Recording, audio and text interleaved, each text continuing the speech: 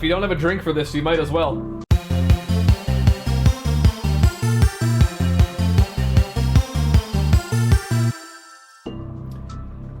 Alberta, the province that I'm in, has the worst numbers in the country, and worse numbers than every single U.S. state. Isn't that great? Here we go. Our province has entered a critical stage of the COVID-19 pandemic.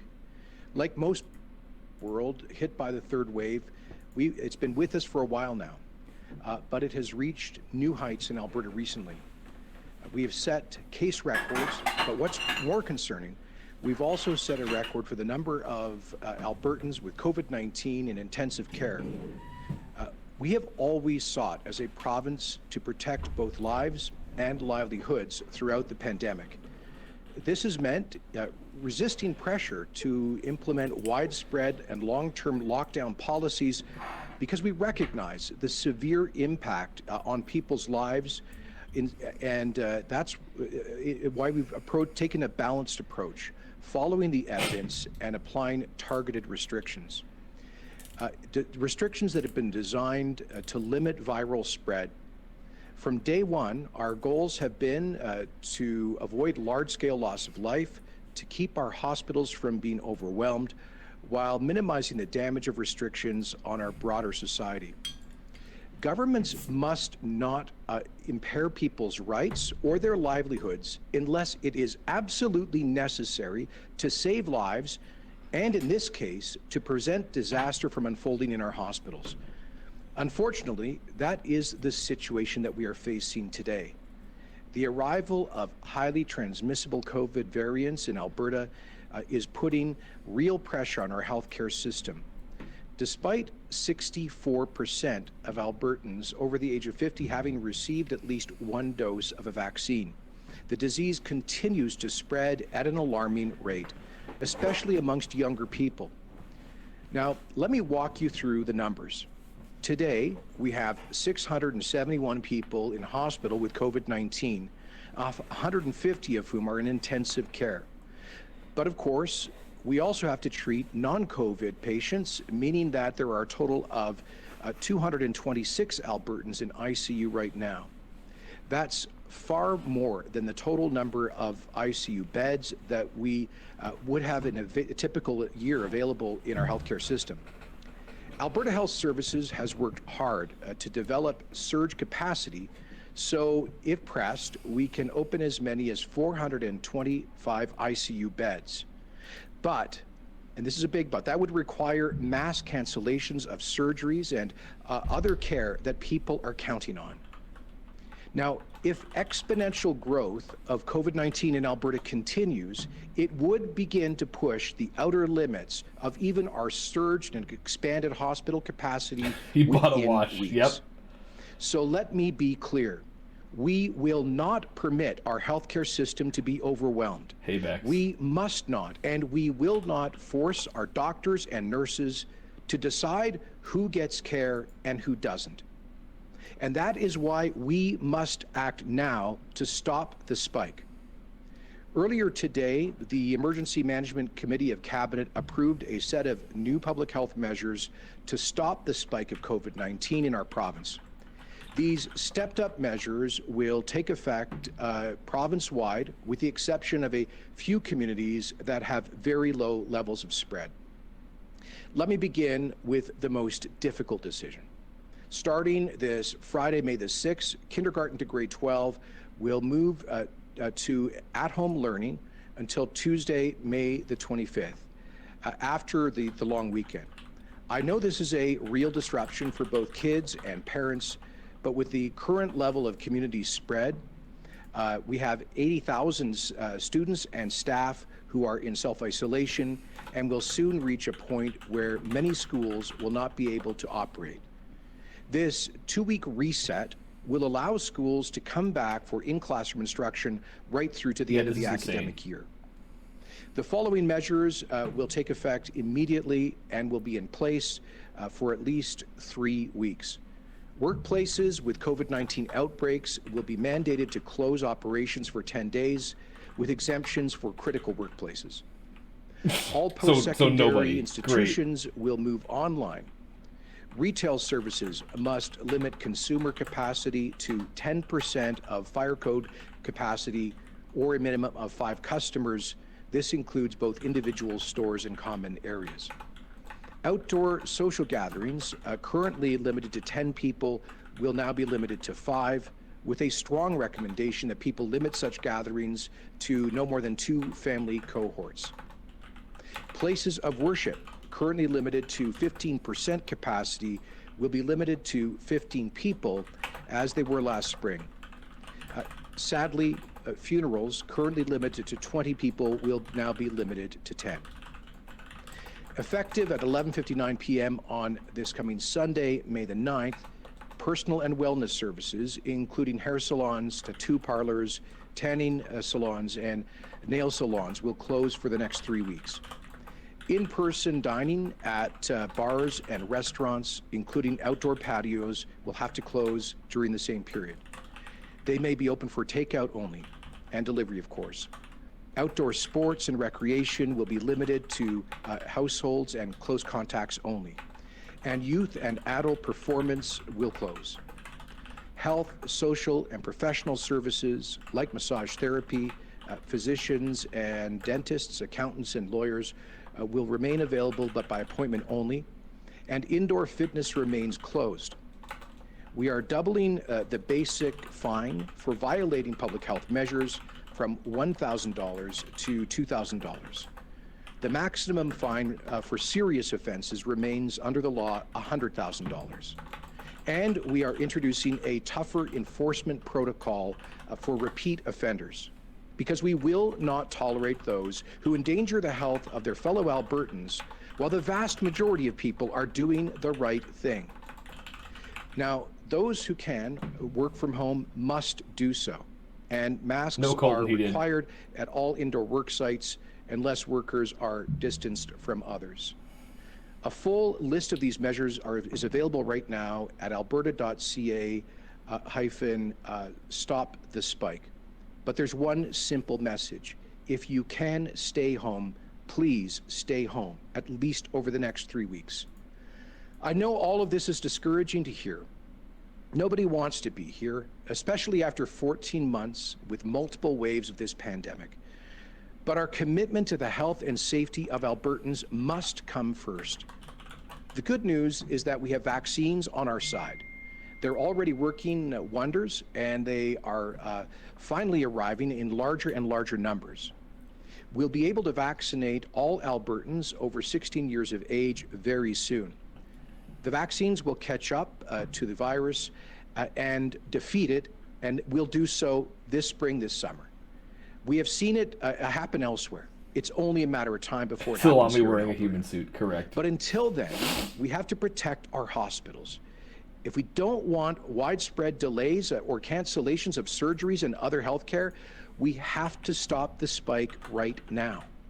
If we want to guarantee a staffed hospital bed for every Albertan that may need one, for any reason, COVID-19 or otherwise, then we have to stop the spike right now.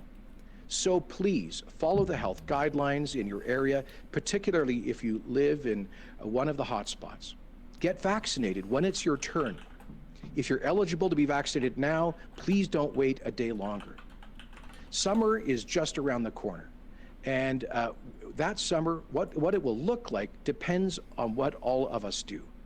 So let's come together and show that we are Alberta strong, so that we can move past this terrible time to a bright Alberta summer. Thank you and good night.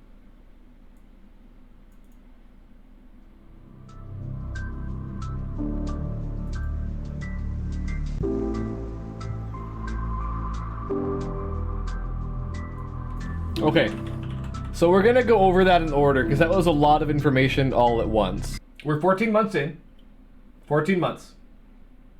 A year and 2 months.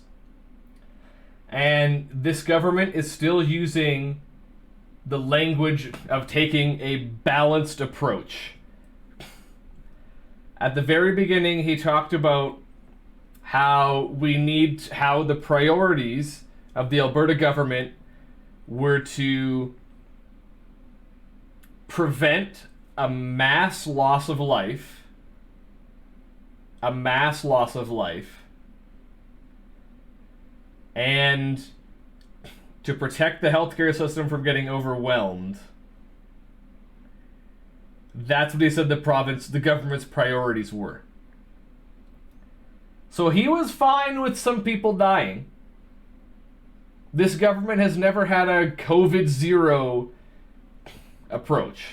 Never. There was never the goal to have nobody with COVID and nobody die of COVID.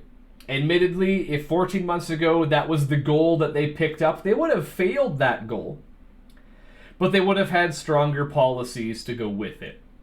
And we wouldn't be seeing the numbers we're seeing now. Jason, I'm actually a salami Kenny. Yeah, that's his name. So this balanced approach, which accepts some loss of human life from a policy standpoint, which I think is completely immoral, but whatever,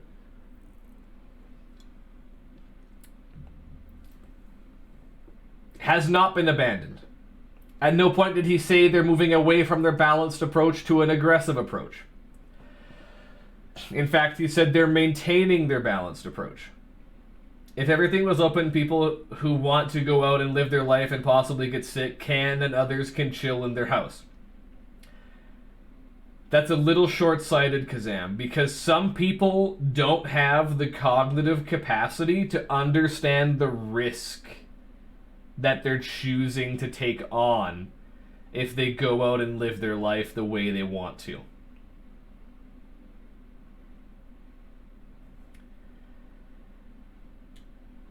So we're talking, and this is adults, this is children, this is people with developmental disabilities, this is just your regular average person. That being said, when you have a government like we do in Alberta, I don't know what it's been like where you are, but where we are in Alberta, the government's messaging has been very hot and cold about whether or not this pandemic and this virus is serious, and whether or not it's deadly, and whether or not they take it seriously, and whether or not they take their own rules seriously, and whether or not they take the breaking of these rules seriously. And even when the government is taking very strong language, using very strong language about taking their own rules very seriously, and discouraging non-essential travel, members of the government are taking Christmas holidays in Hawaii, and taking spring holidays in Hawaii and Mexico, while they're telling everybody with the other hand to not travel because it's not safe. So we've had this very mixed messaging in Alberta. So the average person does not even necessarily have the information available to them to fully understand the risk that they're taking if they choose to just go out and live life the way they want to. Because we've had irresponsible mixed messaging about the severity of this disease from our government.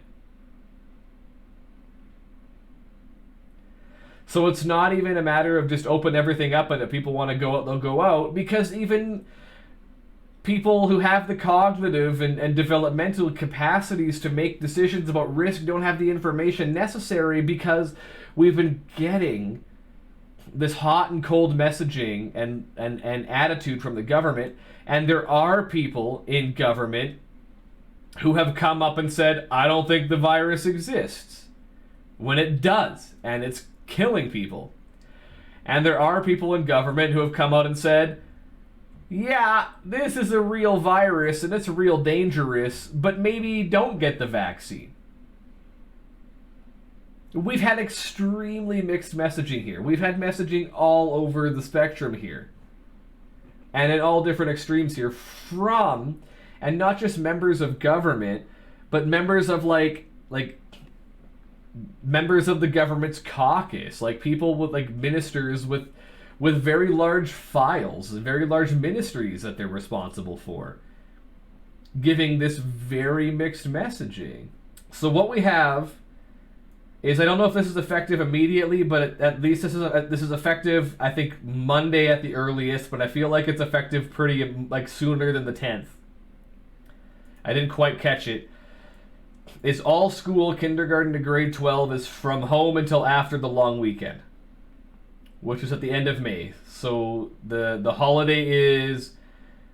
The long weekend is May 24th, so Tuesday the 25th is when schools are back in as of right now. All schools at home until May 25th. For the next 3 weeks, workplaces with outbreaks will close for 10 days by law. They will be closed forcibly for 10 days. Except essential businesses. He did not specify what these essential businesses are, nor does the website he said to go to for more information.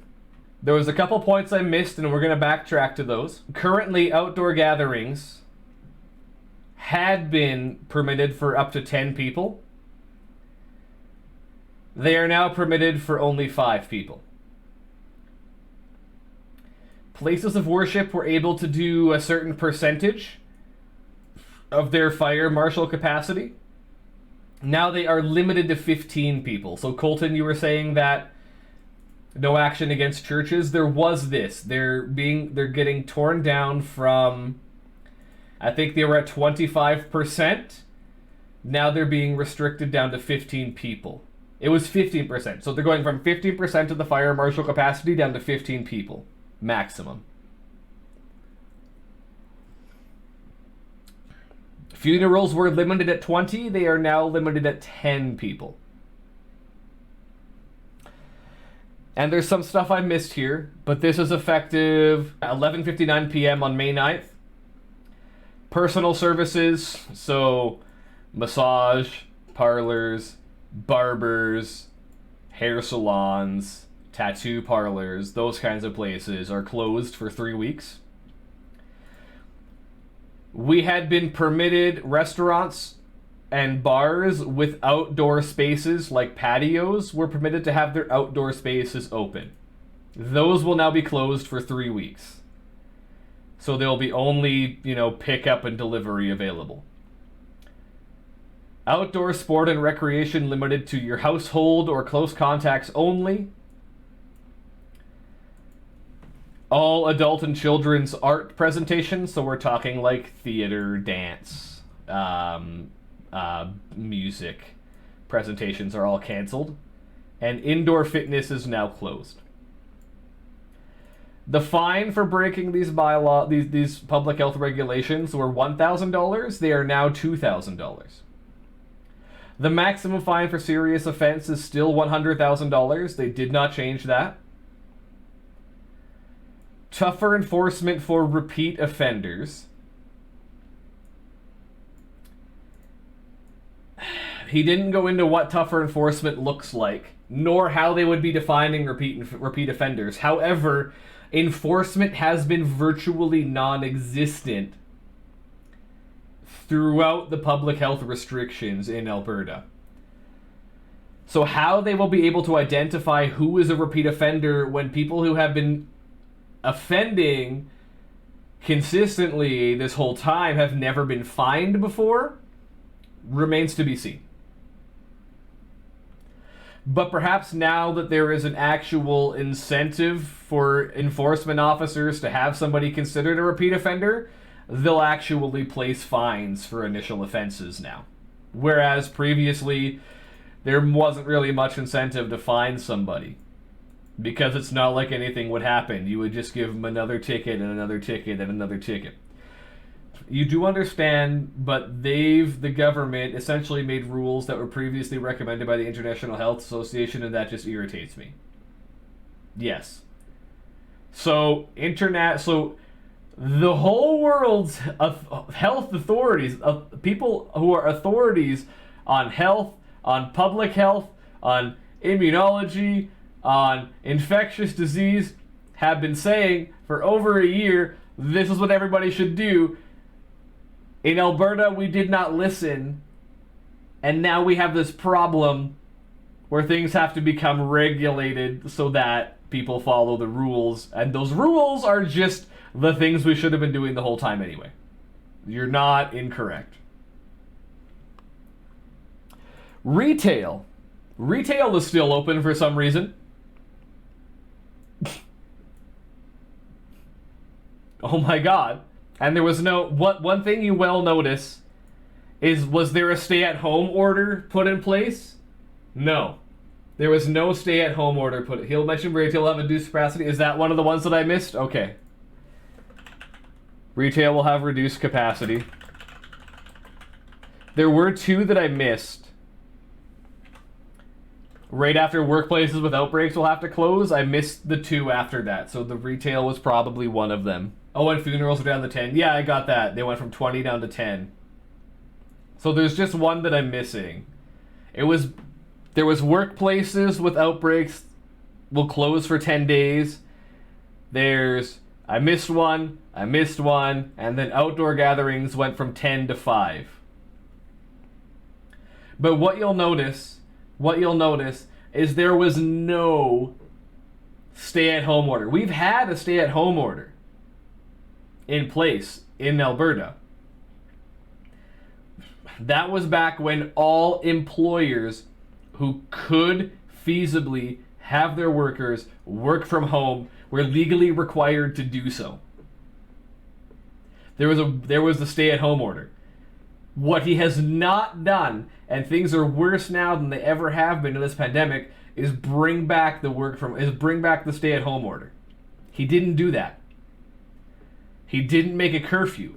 There was no strong decisions and restrictions put in place. This is the same effectively half-ass policy that his government has been doing since the beginning of this pandemic. And so far, having a balanced approach using his fucking language has only gotten us to be the worst, to have the worst numbers in Canada and have numbers worse than every state in the United States. Having a balanced approach where our priorities are simply to not have our healthcare system overwhelmed and to avoid mass death has gotten us here, where we have the worst numbers in the country, and our numbers per capita are worse than every state in the US. And that doesn't need to be the case.